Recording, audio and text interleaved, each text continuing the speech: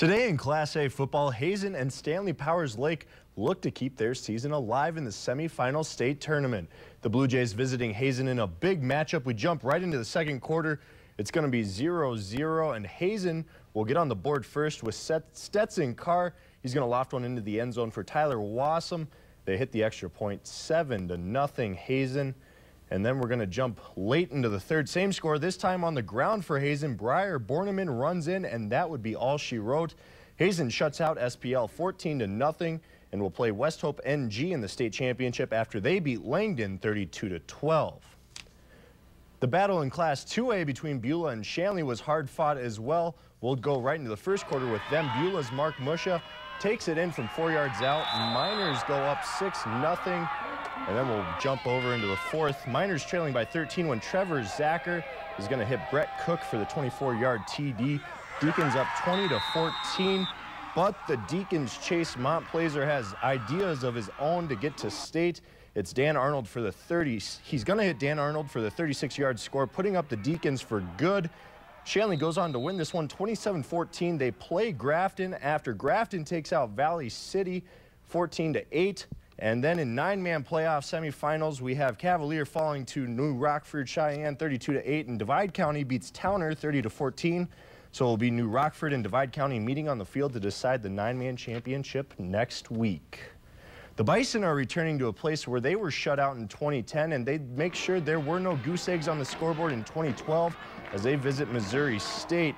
NDSU driving in the first quarter when Brock Jensen, he's going to be picked off at the goal line by Cal Schaeffer, and he's going to break Jensen's tackle right here, take it 100 yards for the touchdown. Not the start NDSU's looking for. 7-0 Missouri State. Now 7-7. NDSU's going to get into the end zone before the end of the half on a drive, eating up over 6 minutes. Jensen to Ryan Smith, 6 yards, 14-7 Bison. Not much more scoring in the second half. NDSU takes care of business on the road, 21-17. They moved to 9-1 on the season. Let's go over to the Alaris Center. UND hosting the Southern Utah Thunderbirds in a Big Sky matchup. We jump right into the second quarter. UND down 15-0. We have super speed mode here. We had to boost this up. 98-yard return by Greg Harden. It takes a long time to run that far, so with some help from Jared, I got to speed this thing up. He's going to get his team on the board. UND does go on to win 33-29. They moved to 4-4 in the Big Sky Conference.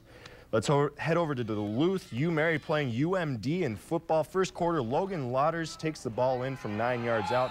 Duluth up early, 7-0.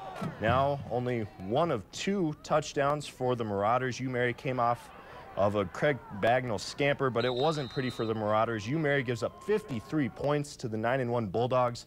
Marauders dropped to 4-6 on the season. Let's go over to volleyball. BSC taking on Central College Columbus. If Central wins the match, they go to the Nationals.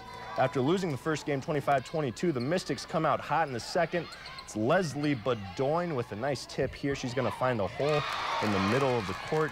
But Central would battle back. They win game 2, 25-19. Game 3, BSC down 7-11. Kelsey Glott with a laser. Central can't handle the spike, but they would handle the Mystics as Central takes game 3, 25-16. They sweep BSC and head to the Junior College Nationals.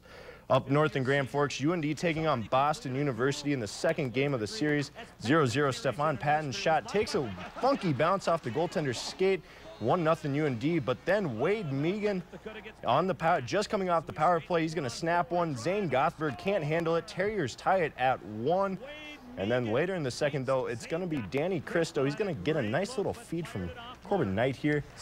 Shows off the hands, goes 5-hole, 2-1 North Dakota. Boston, however, scores 3 unanswered goals to come back and win 4-2. North Dakota splits the series in Grand Forks. And we have an update after 2 periods. The Bobcats are up 2-1 over Wenatchee. Shane Omdahl and Mike Dockery with the goals. They're now into the third period. In the girls swimming West region, the day started with the 200 medley relay, and it's Jaren Fallgater running the last leg, swimming the last leg, for Century, and she brings it home. Century starts the day off right. Then in the second heat of the 200 free, it's Harmony Job. She wins her heat with a 2:10 time. Look at her go. She was ecstatic. Century wins the Western Regional with 481.5 points. Minot and Williston take second and third. And then at the Central Plains Cross Country Regional Championship, Augustana took the top spot in both men's and women's. U-Mary took 15th in men's. The women get to go to nationals with a 3rd place showing. So very exciting for them. We wish them best of luck. That's a pretty big deal. I Yeah. mean, I still can't believe how fast that UND football player was. I know. I've never Trying to run seen cross country. anybody's legs move that quickly. So. Thanks.